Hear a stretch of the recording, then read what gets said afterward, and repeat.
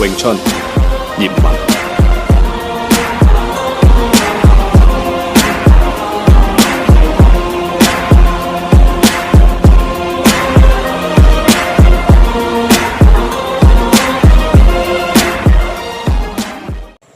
Selamat malam teman-teman semua, ketemu lagi dengan saya Glenn Wong, kita di channel Wing Chun Harmony Indonesia.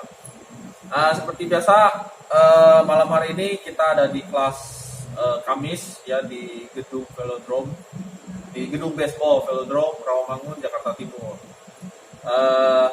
Kebetulan malam hari ini ada anggota jauh nih, baru muncul lagi, udah sekian lama bertapa di gunung, baru turun gunung ini dengan saudara Anton. Halo. Ya, terus seperti biasa saya ditemani oleh Pak Freddy, juga Michael, ya, dan kameramen saudara Prima. Minggu lalu kita cuma berdua doang ya. Kita 2 minggu yang lalu ya Pak ya. Oh ya. Iya. Jadi sekarang kita berlima. Oke. Nah, di kesempatan kali ini kita akan coba mengulang dasar-dasar yang biasa dilatih untuk pemula. Jadi saya sebut saja kita hari ini adalah back to the basic. Jadi nanti seperti apa aja basic-basic yang harus diperhatikan pada saat kita latihan Wing Chun pertama kali. Kemudian nanti saya jelaskan juga bentuk-bentuknya yang seharusnya kita latih supaya nanti teman-teman baik yang nonton YouTube dan juga teman-teman yang latihan di Wing Chun Harmony Indonesia Rawamangun pun bisa mengikuti latihan yang saya berikan untuk latihan di rumah. Ya, entah itu bareng siapa lah, pokoknya hari ini latihannya kita berpasangan. Dan kebetulan memang bukan satu ya, berlima soalnya, nggak genap. Tapi nggak apa-apa, kita langsung aja,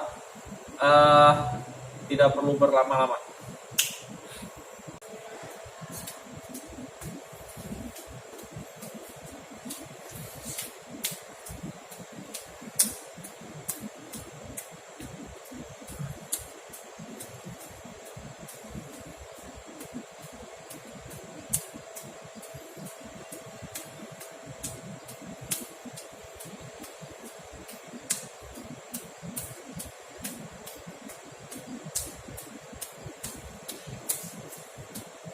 Nah, seperti teman-teman lihat ya, ini adalah bentuk latihan ya biasa lah ya. Maksudnya ini bentuk latihan pukulan. Dan tujuannya itu adalah untuk mengetahui seberapa banyak fungsi yang kita dapatkan dari pukulan yang kita lakukan. Nah, ada beberapa hal yang harus diperhatikan dalam bentuk pukulan ini, dalam bentuk latihan. Ya, pertama, misalkan, nah udah, kamu coba berdua lihat sambil diingat-ingat lagi. Oke, yang pertama, kita mukul sama seperti ini, ya. Ini tetap harus lurus, tangan belakang lurus, bukan melambung seperti ini, ya. Kemudian juga posisi sikunya tidak boleh ngebuka seperti begini. Ya, ini tetap harus di bawah. Ya. Terus tangan ini yang belakang itu harus sejajar sama siku, bukan di sini. Ya, tapi di samping siku. Oke. Nah, yang diingat, jangan lupa waktu kita mukul tangan belakang ini udah harus pointing. Ini seperti kita lagi megang handgun. Handgunnya itu dari awal udah pointing, jangan kita posisinya begini.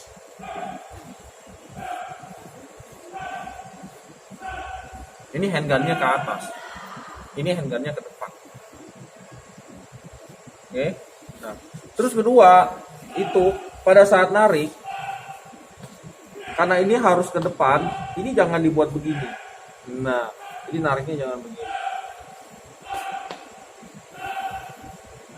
Nanti kecenderungan kalau begini itu adalah kita seperti nangkis tangan orang. Jadi saya membenturkan tangan saya ke tangannya saudara Michael. Seperti ini.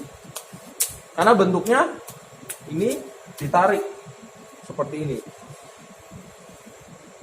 Ya, coba nanti perhatiin lagi deh tangan Pak Freddy, tangannya Mas Anton. Kemudian seperti yang tadi, kita bukan muter seperti ini.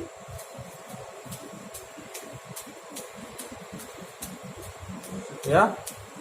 Ini juga sama. Jadi saya menjatuhkan tangan saya ke dia. Begini. Gitu. Bukan itu tujuannya. Ya.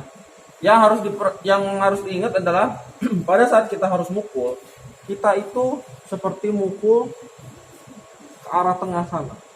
Jadi apapun bentuk pukulan dia, pukul mereka. Nah, kita harus selalu ke tengah. Jadi ini pressure point. Pressure point yang kita butuhkan dari setiap pukulan kita.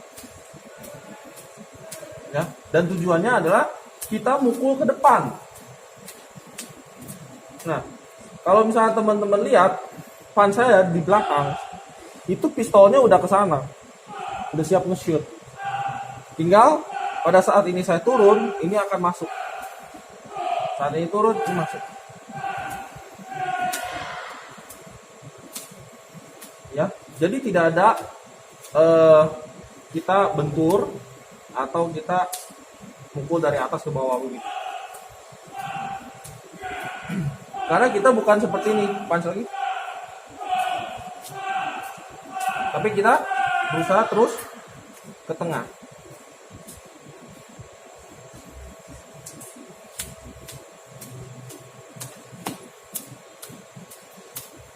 Ya, nah, terus gimana caranya supaya kita ngerasa bahwa pukulan Michael sama pukulan saya itu dua-duanya itu udah pas? Ya, jadi gini, pada saat saya memukul, saya akan memberikan pressure point sama Michael. Begitupun Michael akan memberikan pressure point sama saya.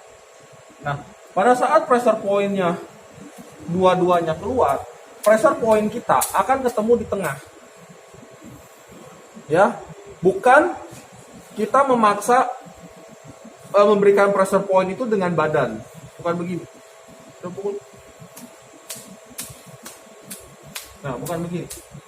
Ya, jadi badan itu bukan condong ke depan. Atau mukul berusaha supaya tangan ini lurus. Itu juga bukan. Ya, malah pada saat tangan kita lurus seperti ini, posisi saya udah nggak seimbang. Tapi dengan begini posisi saya seimbang. Kalau begini tidak seimbang, karena berusaha tangan saya lurus. Ya, itu poin-poinnya.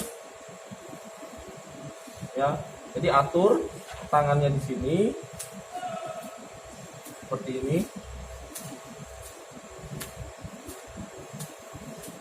Handgunnya dua-duanya ke depan, sikunya sudah ke depan, ya. Nah, ke depan di sini maksudnya seperti apa sih?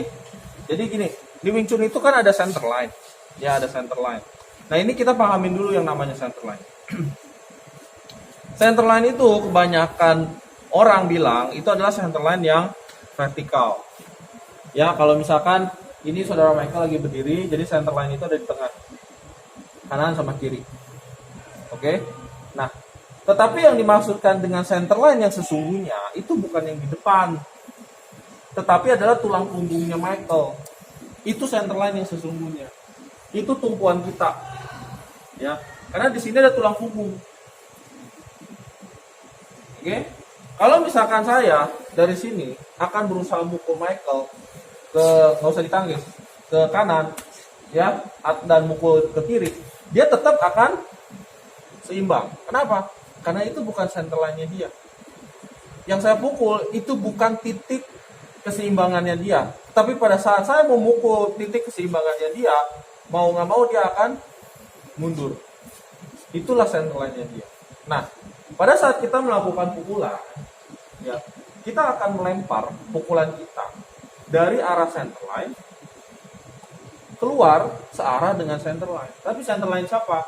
Center line dari kita, bukan center line dari Michael. Kalau misalnya dilihat dari poinnya dari saya pribadi. Contoh misalkan gini. Kalau saya berhadapan sama Michael, saya mukulnya pasti ke sana. Kenapa? Karena center line saya di sini dan saya akan mukul ke sana. Tapi kalau misalnya saya dari samping, bukan berarti saya harus memukul dia dari sini. Kenapa? Karena ini center line-nya dia, bukan. Tetapi saya tetap akan memukul pukulan saya dari center line saya searah dengan center line saya juga ke sana. Jadi tetap mukulnya ke sana, bukan ke sini. Begitupun kalau saya berdiri di samping. Begitupun saya berdiri di samping. Center line saya berhadapan sama sana, ini arah pukulan saya. Ya, itu yang harus dipahami tentang center line. Nah, dengan melatih pukulan seperti ini, ya, dengan drill seperti ini, kita harus paham bahwa pukulan Wing Chun itu punya dua fungsi, yaitu defense sekaligus attack, maupun sebaliknya, attack sekaligus defense. Contoh misalkan, saat Michael mukul, ya, kalau pan saya ini, pukulan saya tidak memiliki unsur defense, waktu Michael mukul, pan saya nggak akan keluar. Memang tangan kita berbenturan, tetapi pan saya nggak bisa memprotek, ya, gitu. Jadi pukulannya Michael selalu masuk. Oke? Nah, terus kalau pan saya tidak punya efek attack, contoh misalkan seperti ini nggak punya efek attack, ini cuma sekedar nangkis. Jadi ada benturan dari tangan saya ke tangannya Michael, ya, karena itu fungsinya cuma nangkis, ya. Tetapi pada saat kita menggabungkan kedua fungsi attack dan defense, itu akan berbeda pressure point dan akan berbeda fungsi. Oke, begitu. Nah, itu yang harus dipahami untuk bentuk pukulan. Oke, kita lanjut ke basic yang kedua.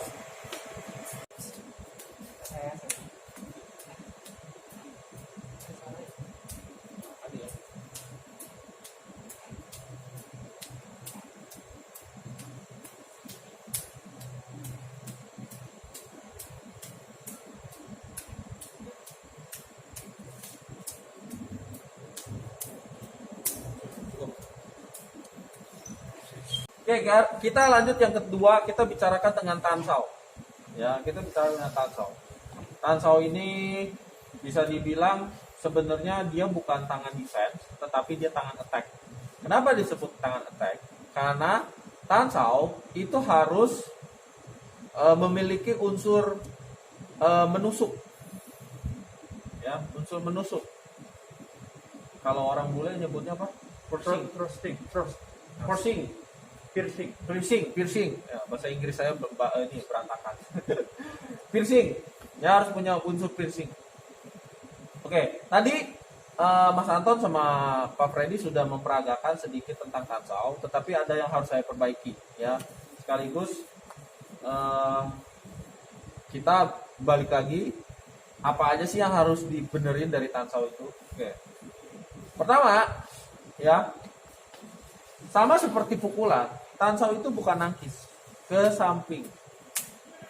Ya, sesuai dengan yang tadi saya jelaskan, tansau itu harus piercing, menusuk. Otomatis sama seperti mukul, sama seperti ini. Harus menusuk. Oke, jadi bukan nangkis. Itu yang pertama. Kedua, pada saat ini yang sering dilupakan ya sama orang-orang nih, sama teman-teman. Waktu kita tansau, ya, ini tidak boleh lupa. Ya. Jadi waktu tansau itu tangan itu bukan di sini, bukan begini, Pak. Nah, oke, tapi usahakan tetap usau. Ya, hampir sama dengan saat kita mukul yang tadi ya di awal. Nah, ini kita punch push out. Begitu. Ya, itu yang kedua. Nah, yang ketiga sekarang. Tansau karena fungsinya adalah konsepnya adalah menusuk, otomatis saat pukulan lurus ya, kita akan masuk dari sini. Ya, bukan di tengah. Ya, tapi saya akan melewatkan tansau saya, ngelewatin center line saya di sini. Karena saya akan mengambil dari bagian luar. Seperti ini. Ya. Dan tansau itu karena dia harus menusuk, otomatis siku saya harus arahnya ke sana. Jadi siku saya tetap posisinya tuh begini, meruncing. Ya, ke depan, searah dari center line saya ke sana. Otomatis saya akan memajukan siku saya ke depan. Nah, biar kelihatan tangan kiri gitu, Pak. Ya, jadi saya akan memasukkan siku saya ke depan, ke arah sana. Ya, ini ke sana. Oke. Nah, sekarang itu untuk siku. Kemudian kedua, bahu. Seperti biasa, ini tidak boleh naik. Ya sama seperti mukul ya di depan ya, di awal tadi. Mukul itu nggak boleh begini juga. Nah, bahunya harus turun. Ini pun sama. Waktu kita tansau, bahu kita harus turun. Ya, sikunya harus benar-benar tegak lurus ke bawah. Nggak boleh keluar begini. Cara ngelihatnya gampang. Kalau siku saya keluar, telapak tangan, ya kalau dari kamera, telapak saya nggak akan kelihatan, karena telapak saya arahnya ke sana. Karena siku saya keluar. Tapi pada saat ini mau tegak lurus, telapak ini ke atas, otomatis siku saya harus masuk. Karena nggak mungkin siku saya keluar, saya memaksa ini saya supaya ke atas. Itu nggak bisa. Silakan teman-teman coba di rumah. Sikunya lagi di luar, paksa ini supaya ngadep ke atas. Nggak akan bisa. Ya, karena body mekaniknya nggak akan dapat seperti itu, kecuali pergelangannya ada kelainan. Iya dong. Nah, otomatis supaya teman-teman ini mau ke atas, ini harus turun, ini harus dimasukin. Nah, ini baru perfect ke atas. Jadi kalau misalnya teman-teman mainnya masih begini, berarti sikunya masih di luar. Tapi kalau sudah begini, berarti sikunya udah di dalam. Oke. Nah, terus yang keempat, tadi kita ngomongin soal siku, bahu, sekarang bagaimana dengan jari? Telapak tadi udah kan harus ke atas. Nah, sekarang bagaimana dengan jari? Kebanyakan orang saat latihan awal nih, kebanyakan tansau itu begini. Ya, jarinya tuh lemes.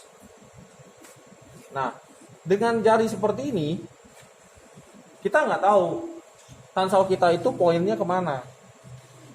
Ke tengah kah? Ke atas kah? Ke samping kah? Tidak ada poin. Karena jarinya begini. Ya. Tetapi usahakan selalu kita buka jari seperti ini. Dan tidak boleh ngebuka jarinya seperti ini. Tetap jarinya rapat. Nah, sekarang arahnya. Oke. Ini ada hubungannya dengan latihan di kemudian hari, ya, di kemudian kesempatan selain kita latihan basic ini, yaitu kita harus membuka jalan untuk kita sendiri supaya attack pada saat kita tansau. Konteksnya seperti itu ya. Jadi saya ulangi, kita harus bisa menggunakan posisi di mana kita bisa attack pada saat kita menggunakan tansau. Jangan sampai tansau kita menutupi alur serangan yang akan kita lakukan. Dalam hal ini saya melakukan tansau, berarti saya jangan menutup tansau saya jangan sampai menutup alur yang saya mau pakai. Oke? Nah, serangan seperti tadi itu adalah dari center line ke depan. Ya. Otomatis tansau ini jangan posisinya di tengah juga, karena line buat mukul nggak ada, ketutup sama tansau. ya, otomatis tansau ini harus dibuka sedikit. Jadi seudah kita menusuk ke depan, kita akan membuka sedikit ke sana.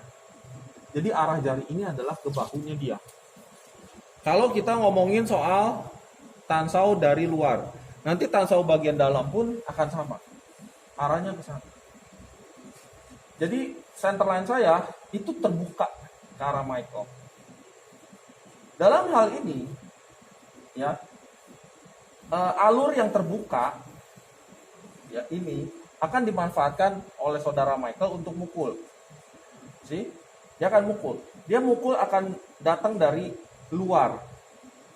Otomatis kalau kita lagi latihan tansau, dari wusau ini saya akan tansau lagi. Dan arahnya akan kembali ke sana. Line di sini akan kebuka. Ya, kelihatan center line saya di sini. Ya, bukan begini. Nah, center line saya bukan begini. Tapi center line saya begini. Ini akan akan kembali dimanfaatkan sama Michael untuk keluar. Dan saya masuk. Begitu terus. Oke, ini dalam konteks saya latihan tansau, temennya latihan mukul. Oke, nah sekarang saya ngomongin line yang kebuka ini sebenarnya untuk saya, bukan untuk Michael. Jadi pada saat saya tansau, sebenarnya saya masih bisa untuk mukul. Ya, jadi pada saat saya tansau, saya akan gunakan line itu untuk mukul. Nah, inilah alur yang saya pakai untuk mukul. Nah, nanti latihan ini kita sering lakukan pada saat kita shifting. Ya, jadi pada saat kita shifting, kita akan melakukan namanya tanda. Pakai shifting. Jadi line yang ini kosong. Itu kita tutup untuk mukul. Makanya jalur ini jangan ditutup sama tangan sendiri. Karena nggak mungkin kita mukul begini. Ya, kita nggak mungkin mukul begini. Nah, kita nggak mungkin mukul begini. Ini harus kebuka sedikit untuk ini masuk. Ya, tapi dalam hal ini itu akan dipakai untuk temennya mukul.